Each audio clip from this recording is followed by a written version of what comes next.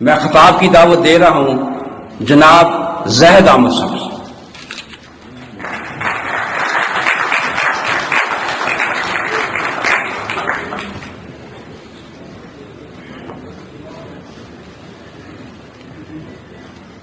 اعوذ باللہ من الشیطان الرجیم. بسم اللہ الرحمن الرحیم. رب اشرح لي صدری ويسر لي امری واحلل عقدۃ من لسانی یفقهوا قولی. اللهم صل وسلم وبارک علی سیدنا محمد وعلی آلہ وصحبہ وسلم. خواتین و حضرات، محترم ڈاکٹر صاحب، السلام علیکم ورحمۃ اللہ وبرکاتہ. مجھے اندازہ نہیں تھا کہ یہ اردو اور پنجابی کی جو بحث چلے گی اس کا انجام میرے اوپر ہوگا.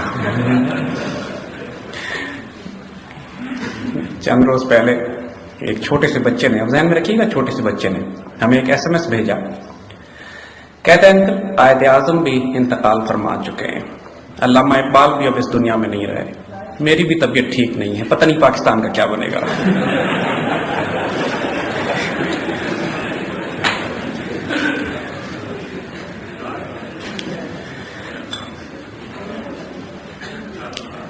خواتین حضرات، محترم بزرگوں، دوست ساتھی، آج ہم آپ کو اللہ کے فضل سے بشارت اور خوشخبری اور تسلی دینے آئے ہیں کہ فکر نہ کیجیے، پاکستان کو کچھ بھی نہیں ہوگا.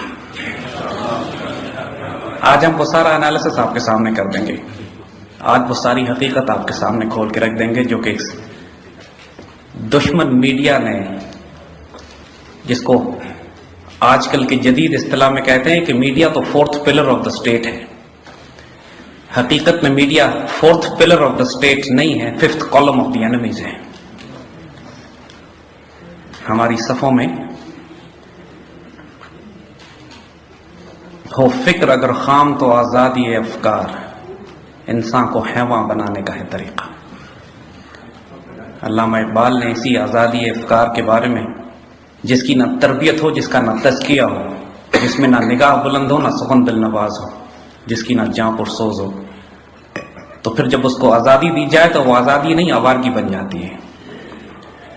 اور اس آوارگی کے نتیجے میں پھر یہ ہوا کہ ہماری قوم پر جس طرح انہوں نے انفارمیشن وارفیئر، سائیکولوجیکل وارفیئر کرنی شروع کی کہ پاکستان ٹوٹنے جا رہا ہے، فرنٹیئر ہمارے ہاتھ سے نکل گیا ہے، پشاور طالبان نے قبضہ کر لیا ہے، کراچی میں طالبان قبضہ کرنے جا رہے ہیں.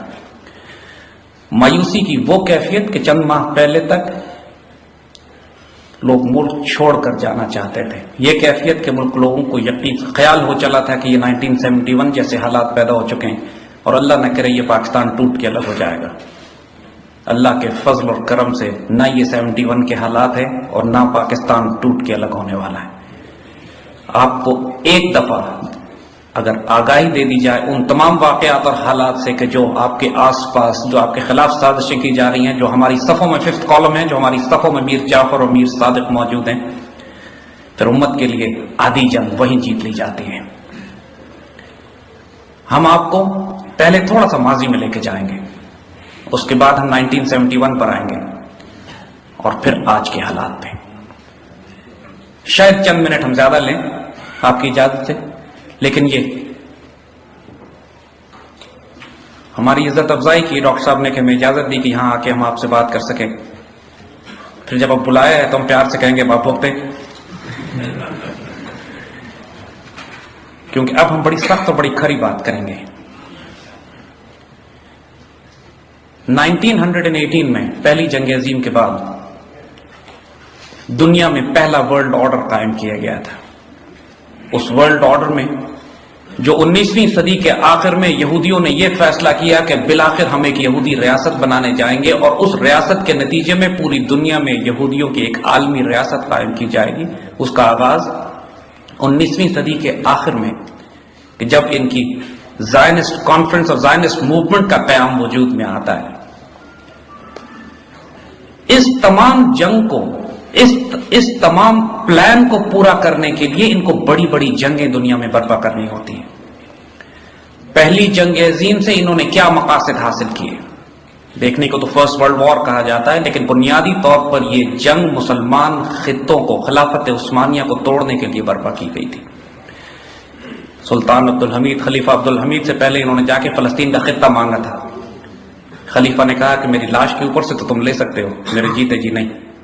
جس وقت یہ فیصلہ کیا گیا پھر کہ اس وقت خلافت کو ہی توڑ کر ختم کر دیا جائے گا اور آپ سارے بزرگ اس وقتوں کو جانتے ہیں کہ جب ہمارے بزرگوں نے خلافت موومنٹ چلائی تھی ہندوستان میں خلافت کو بچانے کے لیے، مولانا محمد علی جوہر، شوکت علی جوہر، تمام مسلمان،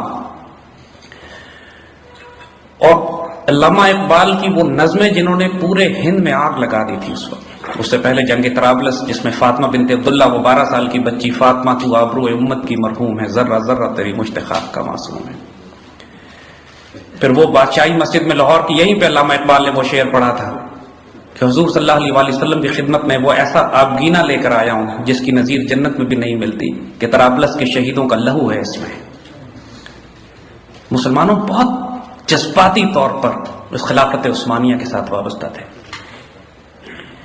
مگر خلافت عثمانیہ کے ٹوٹنے کے بعد مسلمان ممالک میں تقریباً 40 کے قریب ملک نکالے گئے، اور صرف مسلمان ممالک ہی کو نیشن سٹیٹس میں تقسیم نہیں کیا، پوری دنیا کو انہوں نے 2 بڑے بڑے بلاکس میں تبدیل کر دیا. ایک طرف کیپٹلسٹ تھا، ایک طرف کمیونسٹ تھا، ایک طرف ڈیموکریسی، ایک طرف ڈکٹیٹرشپ، ایک طرف نیشن سٹیٹ کا کانسیپٹ، ایک طرف زائنسٹ بیسڈ یہ جو سرمایہ داری نظام، بنیادی طور پر کمیونسٹ اکانومی ہو یا کیپٹلسٹ اکانومی ہو، ان دونوں کی پشت پر وہی زائنسٹ بینکنگ سسٹم تھا، وہی ربا کا نظام تھا، وہی پیپر کرنسی تھی. بنیادی طور پر کنٹرول دونوں طرف سے زائنسٹ ہی کر رہے تھے.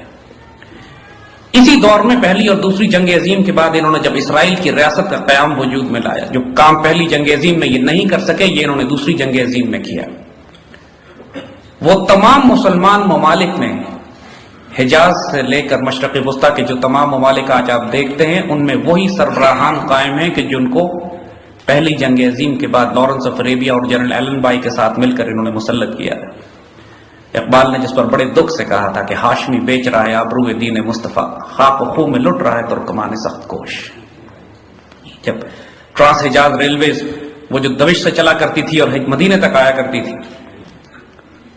اس کی ریلوے پٹری کو کھاڑنے کا کام لارنس آف اریبیا کی سربراہی میں عرب کے قبائل کے ذمہ دیا گیا، اور اس کے نتیجے میں شریف مکہ کا خاندان کچھ اردن میں اور کچھ عراق میں جن کی حکومتیں قائم کی گئی. آج بھی اردن کی حکومت اپنے آپ کو ہاشمائٹ کنگڈم آف جارڈن کہتی ہے، اپنے آپ کو کلیم کرتے ہیں کہ مال رسول سے ہیں.